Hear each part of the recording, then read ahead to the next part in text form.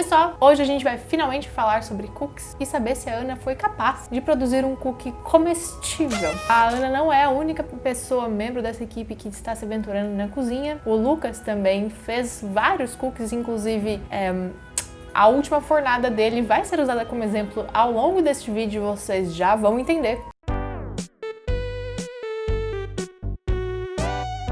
Mas se você já conhece o treinamento, vamos assistir e ver o que a Ana fez pra nós. E aí eu vou explicando tudo que eu posso de ciência por trás dessa receita tão saborosa e tão querida de muita gente. Então, pessoal, sejam bem-vindos para mais um mico. Dessa vez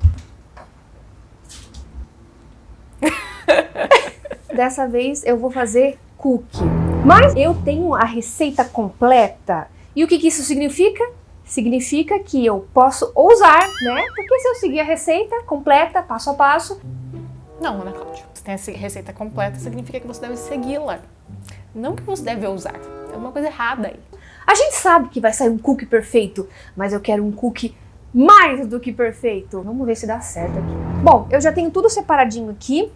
O link dessa receita vai estar aqui na descrição. É uma receita de cookie vegana. Vocês pediram algumas receitas veganas. Como eu falei, eu não tenho experiência muito em fazer esse tipo de receita. Mas essa foi uma receita que eu testei quando eu não tinha manteiga em casa suficiente para fazer um cookie. Porque ela, como é vegana, ela não vai nenhum produto de origem animal, então não vai manteiga nem ovo. É por isso que eu passei, inclusive, essa receita para Ana, porque eu sabia que ela ia gostar pelo fato de não ter muita manteiga, etc. Então, a primeira receita vegana que eu nunca vi os cientistas analisando é de cookie. E como é de praxe, eu também já separei aqui o meu ingrediente especialzinho aqui para dar aquela molhada nas palavras e aliviar um pouquinho dessa vergonha que eu vou passar aqui hoje. Saúde! Bora começar! Em uma tigela, misture primeiro o óleo, leite de coco, os açúcares e baunilha. Eu já vou começar usando aqui. Eu já tô aqui com a minha balança, porque a receita tá toda em gramas, o que, como eu já falei na última vez, é ótimo. Ele fala para usar óleo vegetal que não seja soja, porque deixa um gostinho no fundo. Só uma ressalva, eu fiz com óleo de soja e não teve gosto amargo no final, ficou super bom, pode fazer se você tiver com óleo de soja. Então eu tô usando aqui, comprei especificamente para isso, óleo de canola. Então é 60 gramas de óleo vegetal, 40 gramas de leite de coco. Aqui fala para colocar 50 gramas de açúcar cristal e 60 gramas de açúcar mascavo. Bom, eu não tenho açúcar cristal, eu vou usar esse refinado mesmo. Eu também usei refinado. Açúcar refinado é bem mais doce que o cristal. E eu vou colocar uns 40. E o resto eu vou botar de coco, porque coco é tão gostoso. Pra dar aquela crocância. Ah, não. Olha a minha inovação aqui, rapaz. Agora 60 gramas de açúcar mascavo. E a baunilha, 5 gramas de baunilha. Amiga, sua louca. Não foi, mas isso aí torna o bagulho completamente intragável. Eu falei na foto. Mas não contou nenhum grama.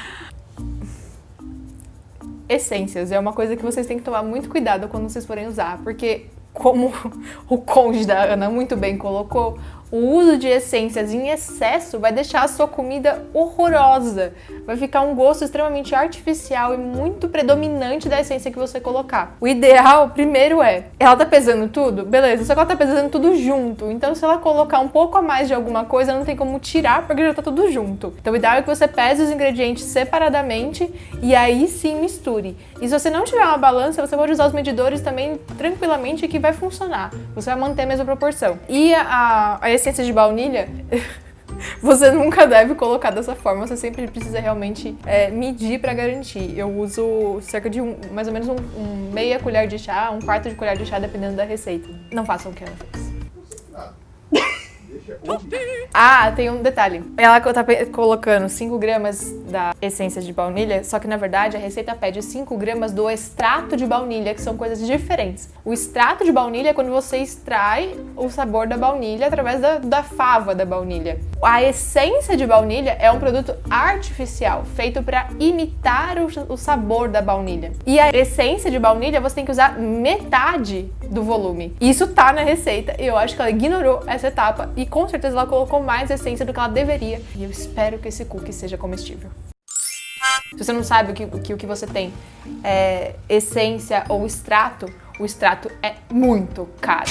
Se você comprou um negocinho que estava escrito baunilha no mercado, com certeza era essência, que é o que eu tenho em casa também. Eu não uso extrato, porque o gosto, no fim das contas, dificilmente você vai conseguir diferenciar que uma coisa é extrato e outra coisa é essência. Então eu também compro a essência, que é a mais barata, mas você tem que tomar muito cuidado nessa proporção, porque você vai usar muito menos essência do que você usaria de extrato. Sério? Será que eu já fiz caca aqui? Normalmente a colherzinha. Mas é que não contou na balança. Talvez eu não seja preciso esse ponto. Enfim, vamos continuar aqui. Vou bater. Tira da balança pra bater. Eu acabei vendo aqui que ele fala 5 gramas de extrato de baunilha Ela descobriu. ou 2 a 4 ml de essência. Eu não sei Isso é essência. se isso é extrato ou essência, e eu nem sei a diferença disso. Essa baunilha aqui tá vencida desde 2017. Eu espero que não tenha problema. Não sei nem por onde começar. Primeiro, que eu antecipei o erro. Segundo, que sobre comidas vencidas, temos um vídeo especificamente sobre isso. Vou deixar o card aqui. Como é um produto meio que alcoólico, né? Tipo, tudo bem, provavelmente não vai fazer mal pra ninguém. Porém, qual é o problema? Como é alcoólico, esse álcool pode ter evaporado e esse produto está ainda mais concentrado, o que significa que você tem que usar ainda menos dele para dar o sabor de baunilha que você quer. Portanto, temos a chance da Ana ter feito uma grande cagada. Bom, continuando. Agora ele fala pra colocar a farinha, o sal, o bicarbonato e o fermento.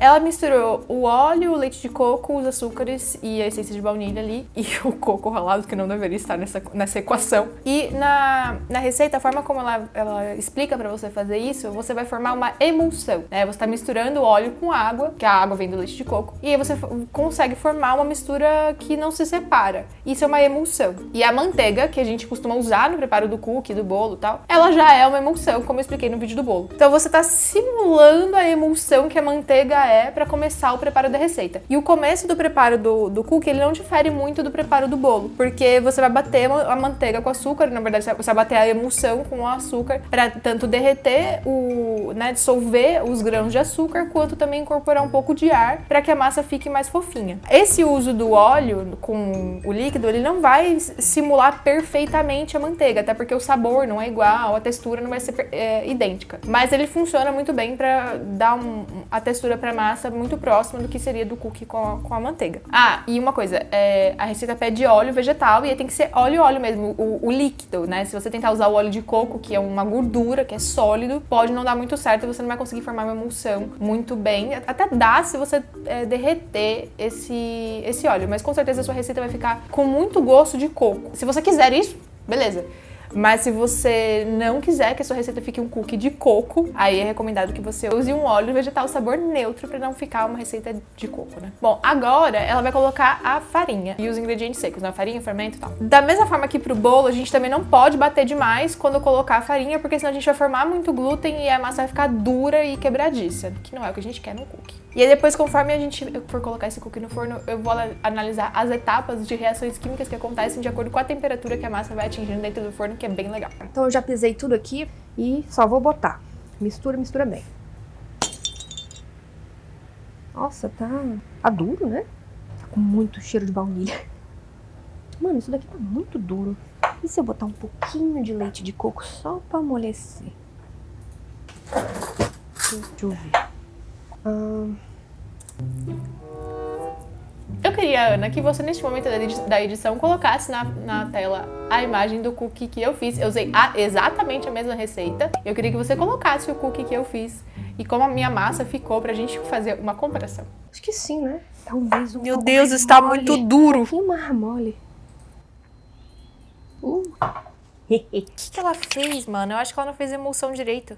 150 gramas de chocolate. Tem uns 200 aqui. É porque assim, pra dar um tchan. Por isso eu vou deixar mais molinho, então. Já que tem mais chocolate. Laura não briga comigo. Laura não briga comigo. Olha a sua massa, né, Cláudia? Você tinha a receita. Aí tá um pouco difícil de defender, né? Vou botar mole aqui. 200 gramas de chocolate. Detalhe.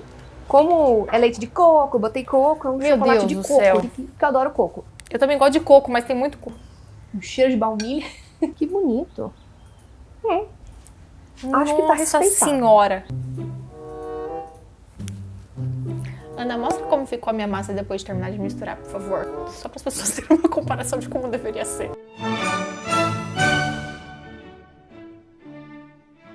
Bom, o que eu tô vendo é que ela praticamente realmente não conseguiu fazer a emulsão direito. Provavelmente porque ela misturou o coco ali no meio e ele pode ter impedido que a emulsão se formasse completamente. E aí as coisas não se dissolveram muito bem. E ela tá com o rolê ali. E eu também não sei se ela pesou as quantidades direito, porque ela foi pesando tudo na mesma tigela. Eu não sei. Vai pra geladeira. Ele fala pra deixar na geladeira por 30 minutos, o ideal mesmo é 24 horas. Vai 30 minutos, se 30 minutos dá, é o que vai.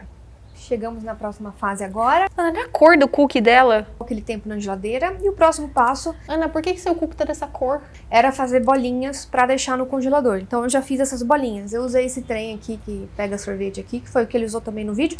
Então, agora as bolinhas estão feitas. Isso aqui vai ser levado pro congelador pra ficar durinho. E aí, depois assa. Ah, eu sei que esse não é o espaço ideal. Eu sei, eu já vi muitos cookies grudados no chefe da quarentena. Então eu vou deixar bem espaçado. Esse cookie vai ficar perfeito. Tá com cheiro de baunilha muito forte, só pra relembrar isso, tá? Só um adendo. O ideal seria congelar a massa para ela ficar bem gelada antes de ir pro forno. Eu já vou explicar sobre isso um pouquinho mais pra frente. Mas dá pra fazer sem congelar também. Eu fiz e faço sempre sem congelar, funciona super bem. O ideal é realmente só deixar pelo menos um tempo na geladeira pra massa ficar bem gelada, que isso vai ajudar o cookie a manter o formato dele, não se espalhar inteiro o molengão pela assadeira, tá? Já estão congelados, igual a receita manda. E agora eu vou colocar na forma pra assar. O forno já tá pré-aquecido e fala pra usar papel manteiga, mas eu não tenho papel manteiga. Então eu vou usar guardanapo, papel mesmo. Espero que dê bom. Amor, a Ana não tinha papel manteiga, ela usou um guardanapo de papel, tipo papel toalha. Então, gente... Se você não tiver papel manteiga, você pode usar papel alumínio e funciona super bem. Inclusive, na verdade, eu gosto até mais de assar cookies com papel alumínio do que com papel manteiga, porque com papel alumínio nunca gruda e às vezes, dependendo da marca do papel manteiga, da textura que ele tem, ele acaba grudando na massa que você tá fazendo. Então, eu até prefiro assar os cookies com papel alumínio. Inclusive, nas fotos que eu tirei dos cookies que eu fiz, dá pra ver que eu coloquei as bolinhas em cima do papel alumínio. Um guardanapo não deve ir o guardanapo de papel não deve ir ao forno. Inclusive, a chance da sua massa grudar e nunca mais sair desse guardanapo de papel é imensa. Não faça isso em casa. Ou então, se você não tiver nenhum dos dois, só um tá assadeira e vai na fé, que funciona também super bem, que não precisa de papel de alumínio nem papel manteiga, só um rolê. Mano, isso aqui vai dar certo. Eu não vou fazer aqueles cookies zoado. Não quero. Tudo tentativa e erro aqui. O forno já tá pré-aquecido, então eu vou colocar lá. Fala pra deixar uns 15 a 18 minutos. Ou até ficar com as bordas douradas. Vamos ver o que acontece aqui. Ai, meu Deus, eu espero que o papel não queime. E se o papel queimar? Tem grande chance de pegar fogo, inclusive. Eu vou ficar de olho. Se queimar, eu corto. Pessoal, deu certo. Eu tentei de duas formas. Com papel alumínio e com esse papel toalha. Parece que as bordinhas estão ficando douradas, então acho que tá ok. Gente, lê do engano. O que eu disse que ia acontecer? O que foi que eu disse que ia acontecer? O papel, ele gruda muito, sabe? Ele fica... Ele incorpora, sabe? Ele não sai. Esse aqui, eu não sei se dá pra ver, mas... Ele não sai. Eu não sei se depois que esfriar mais ele vai sair, mas... Não usem papel toalha. O alumínio ficou bem melhor, ó. Não gruda nada, tá tranquilão. Mas olha só que lindo esse cookie, gente. Tá tão bonitinho. Esse cookie tá duro, Ana. Mas ele tá ficando mais duro. Eu acho que eu demorei pra tirar. Ai. Bom, como vocês podem ver, temos uma diferença de cor aqui nas fornalhas.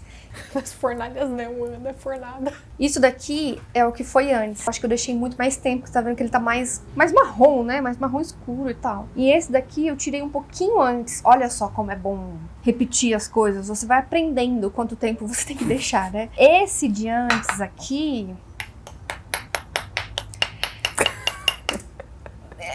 tá um pouco duro. Mas esse daqui, ele tá bem mais macio.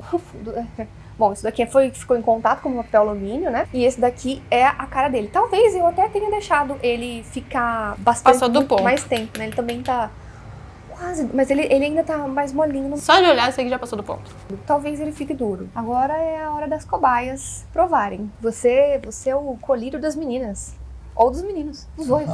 Olha, a cobaia já está aqui. Você que fica toda assanhada ou assanhado quando aparece esse barbudo lindo aqui, você está certa. Tem que elogiar mesmo, porque elogio é bom, faz bom pra autoestima.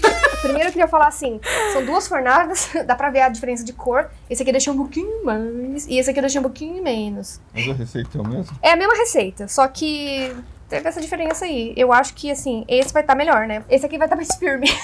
Mas firme é uma palavra ótima pra dizer duro. Tá um pouquinho duro.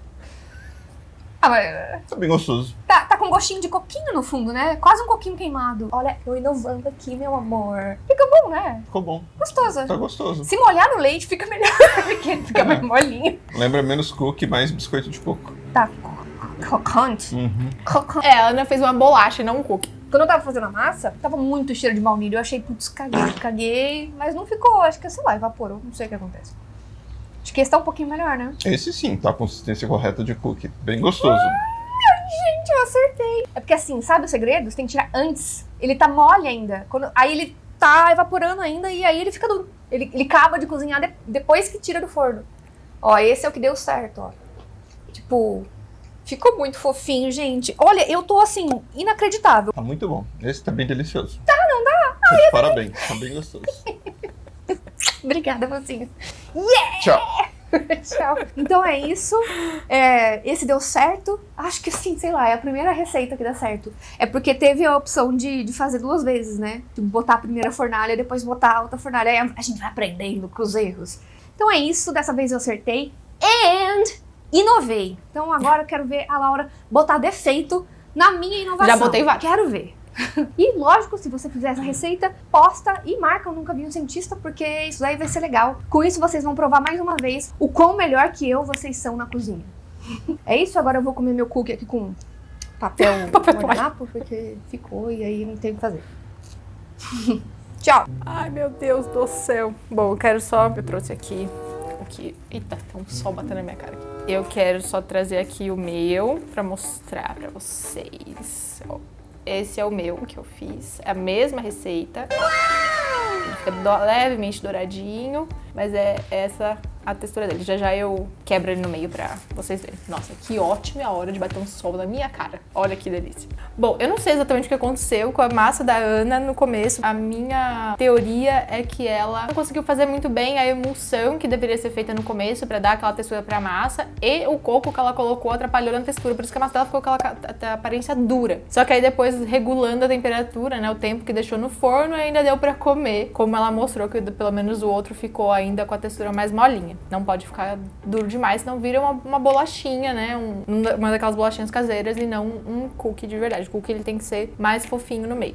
Vamos então ao passo a passo o que acontece no forno quando a gente vai assar. Então, o começo da receita eu já expliquei conforme ela falava, agora vamos ver o que acontece dentro do forno. Quando a gente coloca a massa, tá gelada, né? Ela vai demorar um pouquinho para equilibrar a temperatura da massa com a temperatura do forno. Então, quando essa massa atingir uns 30 e 33 graus mais ou menos, o óleo, a manteiga que estiver ali dentro, ele vai começar a se espalhar. A manteiga, mais especificamente, ela vai derreter, vai liberar a água que tá presa dentro dela e vai ajudar a massa a dar uma espalhadinha. E o óleo da emulsão da massa vegana vai também dar uma relaxada ali e vai ajudar a massa a dar uma espalhada legal. O açúcar também vai começar a dar uma derretidinha e tudo isso faz com que o cookie se espalhe. E aqui é importante falar isso porque a temperatura que você coloca a massa no forno, né, a temperatura da massa, se você coloca ela congelada, se você coloca ela só gelada da geladeira ou se você colocar ela em temperatura ambiente, vai influenciar o quanto ela se espalha.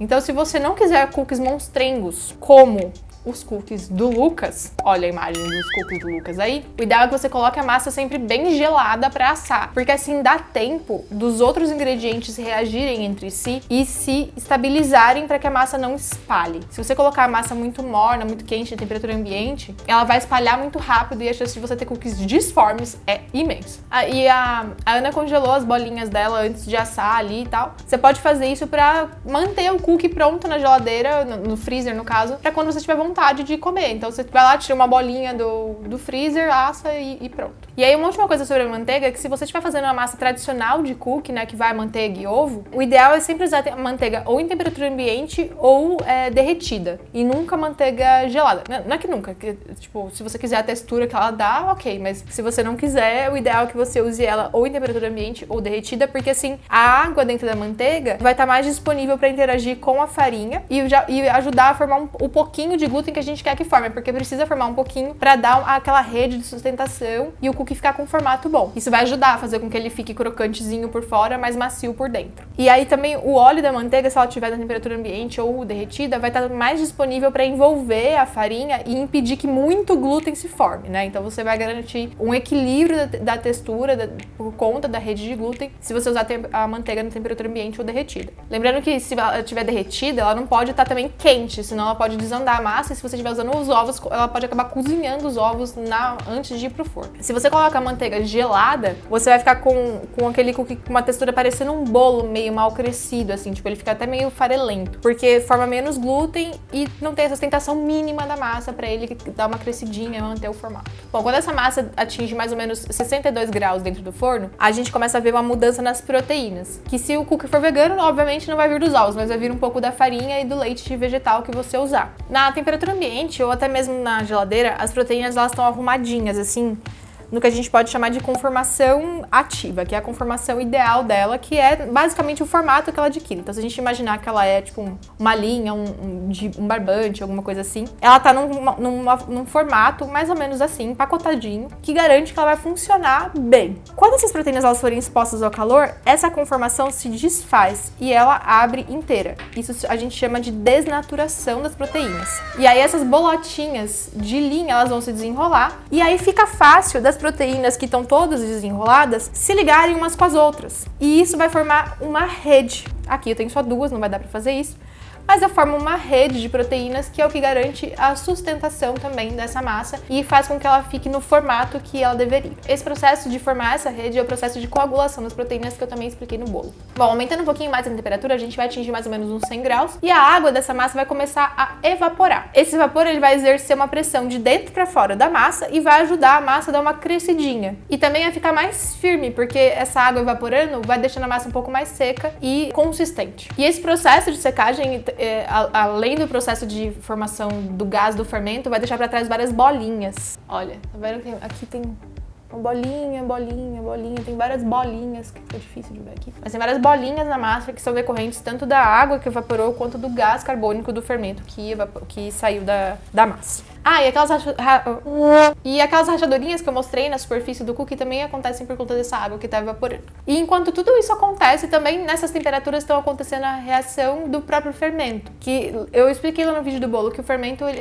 o pozinho de fermento que a gente compra, ele é formado de bicarbonato de sódio e um ácido em pó, que quando misturados na presença de água, formam o gás carbônico. E essa reação acontece em duas etapas, uma quando entra em contato com a água, outra quando entra em contato com o calor do forno. Então tudo isso está acontecendo ao mesmo tempo. E aí esse gás, da mesma forma que o vapor, ele vai exercer uma pressão de dentro para fora para tentar escapar da massa, deixando para trás as bolinhas e deixando a massa mais aerada e menos densa, menos pesada. Agora, quando a massa atingir 154 graus, vai acontecer a reação mais gostosa, que se você, nosso freguês, já me ouviu falando dela por aqui, que é a reação de Maillard. Essa reação, na verdade, são várias reações que acontecem entre proteínas e açúcares na presença de calor. A energia do calor ela vai causar a quebra tanto das moléculas de açúcar quanto das moléculas de proteína e elas vão se rearranjar formando outras moléculas. E essas novas substâncias, essas novas moléculas, elas têm aquela cor marronzinha e o cheiro gostoso de coisas assadas que a gente conhece tão bem. E aqui eu tô dizendo coisas assadas no ponto certo, não no ponto da primeira fornada de cookies da Ana, muito menos no ponto da fornada de gyoza que ela fez, tá? Bom, e aqui também, já que a gente tá falando de açúcar e proteína, vale lembrar que a quantidade e o tipo de açúcar que você coloca na massa do cookie vai influenciar diretamente na textura final dele. Se a sua massa tiver mais açúcar mascavo, ela vai ficar mais macia e menos crocante. Se você tiver mais açúcar branco, refinado ou cristal, ela vai ficar mais crocante e menos macia. Porque eu expliquei isso também lá no vídeo do bolo. O açúcar mascavo, ele retém mais água do que o açúcar refinado. Então, isso garante que a massa tenha uma textura mais fofa ao invés de ter uma textura crocante. Isso também vale para a proporção de farinha. Quanto mais farinha tiver o seu cookie, cookie, ele vai ficar mais com textura parecida com bolo do que com cookie de verdade. Bom, por fim, a gente chega na última temperatura e a última reação, que começa a acontecer em 180 graus, que é a temperatura de caramelização, que é quando o açúcar se quebra, né? As moléculas de açúcar se quebram quando expostas a um calor muito intenso. Isso também contribui para o sabor e para aquele gostinho caramelizado delicioso que o cookie tem. E, ó, claro, pra cor, aquela cor douradinha bonita. E aí é importante ressaltar que eu tô falando de 180 graus pra cima, né? Essa reação acontece entre 180 e 200 graus. Se você assar os seus cookies numa temperatura menor que 180 graus, você não vai ter a reação de caramelização acontecendo, vai parar na reação de Maillard. Então pode ser que o seu cookie fique um pouco mais anêmico, menos douradinho do que se você assar num forno um pouco mais quente. E aí a gente chega num ponto muito importante que a gente viu que a Ana errou na primeira fornada, que é quando tirar os cookies do forno. As receitas de cookie vocês vão ver que falam para assar entre 12 e 15 minutos, dependendo do seu forno, dependendo do tamanho das bolinhas que você fizer. Se você fizer bolinhas muito pequenas, o tempo pode ser que você precise assar por só 10 minutos, tá? Enquanto se você fizer bolinhas maiores, você tem que assar até por mais que 15 minutos. A primeira dica de que o cookie tá pronto é o cheiro. Então, quando a gente sente o cheiro de cookie assado, significa que a reação de Maillard já aconteceu, então ele tá bem próximo de estar pronto. E aí você vai tocar nele, aí tem um vídeo que eu fiz da textura dos meus cookies na hora que eu acabei de tirar do forno. Você vai tocar nele e você vai achar que ele ainda não tá pronto, porque ele tá mole. Mas é exatamente assim que você tem que tirar ele do forno. Porque como a Ana constatou por si própria, ele continua endurecendo depois que sai do forno. Porque continua evaporando um pouco de água. E aí é importante que você esfrie os seus cookies em alguma coisa como essa. Essa é uma gradinha feita para esfriar coisas na cozinha mesmo. Tá vendo? Ela tem um pezinho aqui, então tem um espaço que fica entre ela e a mesa, por exemplo. Você coloca ele para secar aqui. Se você não tiver uma dessa em casa, não tem problema nenhum. Qualquer objeto que você tenha que... Até tem descanso de panela, que é assim. Tem grade de geladeira, que é assim. Grade de fogão. Você pode usar qualquer coisa que tenha esse espaço, né? De que você consiga colocar alguma coisa em cima e fique um espaço embaixo para o vapor sair. Isso garante que seu cookie fique com a bordinha crocante. E uma outra coisa é que o açúcar que derreteu lá dentro do forno, ele vai voltar a endurecer. E aí o cookie vai ficar um pouco mais duro por conta disso, ou conforme ele vai esfriando. E a Ana provou isso na prática. Bom, e aí finalmente, sabendo para que serve cada ingrediente nessa receita, você pode experimentar e testar qual é a receita que você mais gosta. Pode ser que você seja como eu e goste da textura clássica, tradicional, que é uma borda crocante e um meio macio. Pode ser que você goste dele inteiramente crocante, ou pode ser que você goste dele muito fofinho, sem nada de crocância. Para isso, você consegue ir modulando a quantidade de manteiga, a quantidade de farinha, para achar a receita ideal. Lembrando que quanto mais manteiga você colocar e menos açúcar, maior a chance dele ficar com a borda crocante e o centro macio. Quanto mais açúcar e menos manteiga, maior a chance dele ficar realmente inteiro crocante. E aí, quanto mais farinha, menos açúcar, menos manteiga, ele vai ficar com uma textura um pouco mais de bolo, né? Mas os americanos chamam de cake, que é uma textura meio esfarelenta, assim, de cookie, que eu não gosto. Então você basicamente pode fazer um experimento próprio na cozinha, só não pode esquecer de anotar tudo pra não esquecer depois qual é a que você mais gosta.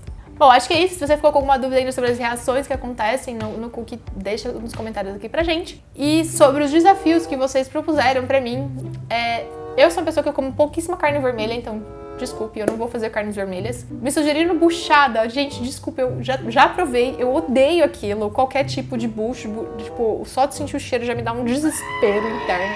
Propuseram algumas receitas que eu já conheço muito bem, que eu já fiz várias vezes, então, obviamente, isso não vale, né?